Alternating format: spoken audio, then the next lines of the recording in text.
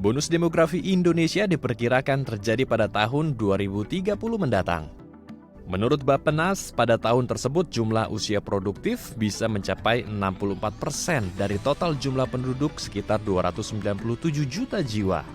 Bonus demografi 2030 ini bisa menjadi momentum Indonesia untuk menjadi negara maju dari sektor ekonomi dan sumber daya manusia. Namun, pandemi COVID-19 membuat bonus demografi di berbagai sektor terhambat, mulai dari krisis ekonomi, tingginya angka pengangguran, serta learning loss yang mengancam pendidikan generasi penerus bangsa. Jika learning loss tidak diantisipasi, hal ini akan mengurangi kualitas sumber daya manusia di masa yang akan datang. Selain itu, upaya pengentasan stunting pun mengalami kendala, mulai dari alokasi anggaran hingga akses layanan kesehatan esensial untuk anak yang terbatas. Hal ini dikarenakan layanan kesehatan esensial serta tempat penanganan dan pencegahan stunting dialihkan untuk menangani pasien COVID-19. Hal ini pun dikhawatirkan membuat target penurunan stunting 14% di tahun 2024 sulit tercapai.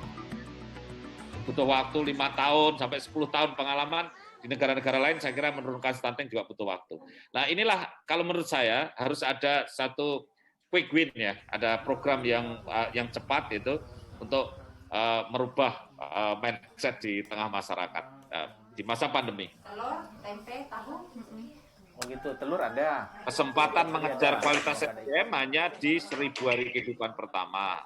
Nah makanya kalau menurut saya pemerintah kan turun tangan di dalam mengatasi masalah ini. Sehingga masalah-masalah yang bisa dicegah di 1000 hari kehidupan pertama, anak-anak itu harus dibantu.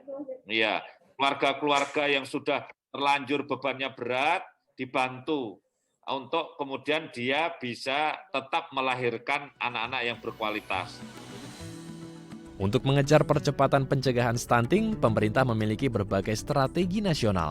Di antaranya kampanye perubahan perilaku hidup bersih dan sehat di setiap daerah, pengadaan konvergensi atau intervensi yang dilakukan secara terkoordinasi dan terintegrasi untuk mencegah stunting di kota besar hingga tingkat daerah, seperti pemenuhan asupan gizi dan pangan bagi balita dan ibu hamil atau ibu menyusui.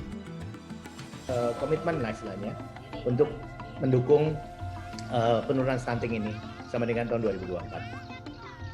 Nah ini yang memang mau tidak mau kita memang harus upayakan supaya intervensi yang kita lakukan tidak hanya intervensi yang sifatnya tadi yang saya sebut dengan spesifik ya untuk kesehatan gizi keluarga dan sebagainya, tapi juga didorong dengan tadi bagaimana asupan gizinya melalui Kementerian Pertanian, kemudian bagaimana pendidikan di usia dini juga harus kita camkan ya, kita kampanyekan, kita publikasikan dan kita komunikasikan.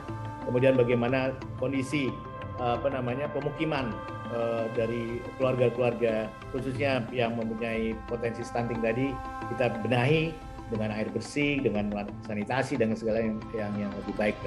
Meski pandemi COVID-19 masih melanda, namun diharapkan pemerintah dan berbagai lembaga tetap meningkatkan kualitas kesehatan, pendidikan, serta melakukan pencegahan stunting secara masif untuk mengejar bonus demografi di tahun 2030.